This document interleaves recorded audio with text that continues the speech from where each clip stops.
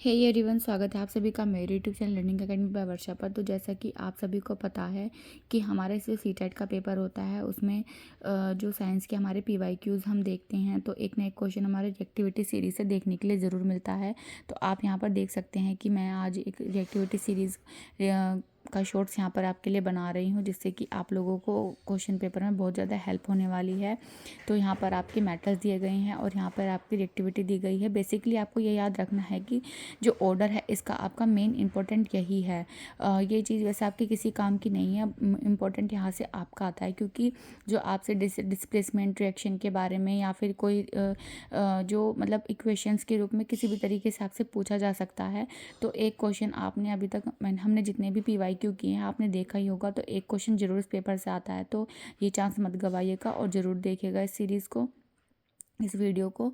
और चलिए स्टार्ट करते हैं। तो सबसे पहले आपकी जो मेटल आती है potassium, sodium, lithium, barium, strontium, calcium, magnesium, aluminium, zinc, manganese, chromium, iron, cadmium, cobalt, nickel, tin, lead, hydrogen, antimony, bismuth, copper, mercury, silver, gold, platinum. होता क्या है कि इसमें अगर आपको कोई रिएक्शन दे दी गई है और उस रिएक्शन में नीचे लिखा है कैल्शियम और प्लस करके वहाँ पर पोटेशियम का कोई दूसरा आपको कंपाउंड दिया गया है, तो पूछा जाएगा कि क्या मैग्नीशियम पोटेशियम को रिप्लेस कर सकता है या नहीं।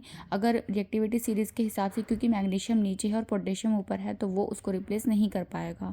तो आप इजीली अपना इस तरह से आंसर बना सकते हैं। तो आपको ये सीरीज़ याद होना बहुत बहुत ज़्यादा इंपॉर्टेंट है। सेकंड, अगर ऐसा आ जाता है बहुत बार, जैसे मैग्नीशियम और जिंक से रिलेटेड, पोटेशियम सोडियम से रिलेटेड ही क्वेश्चंस आते हैं, तो आप देखेंगे कि अगर किसी रिएक्शन में आपको कोई मैग्नीशियम का कंपाउंड दिया गया है और आपको सोडियम का कंपाउंड दिया गया है और उनके बीच में रिप्लेसमेंट हो पाएगा या नहीं, तो हाँ, जब अगर पोटेशियम क्या होता है कि मैग्नीशियम की जगह ले सकता है, क्योंकि वो हाई रिएक्टिव है एज़ कम्पेयर टू मैग्नीशियम। तो इस तरीके से क्या है, और भी बहुत सारे होते हैं। कॉपर से रिलेटेड बहुत ज़्यादा क्वेश्चन पूछे जाते हैं, क्योंकि कॉपर हाइड्रोजन से नीचे आ रहा है और सभी मेटल से लगभग नीचे ही है। और आप यहाँ पे इधर साइड में भी देख सकते हैं कि ये रिएक्ट करती हैं विद वाटर से, यहाँ तक कैल्शियम तक, फिर ये आपकी एसिड से ज़्यादा रिएक्ट करती हैं।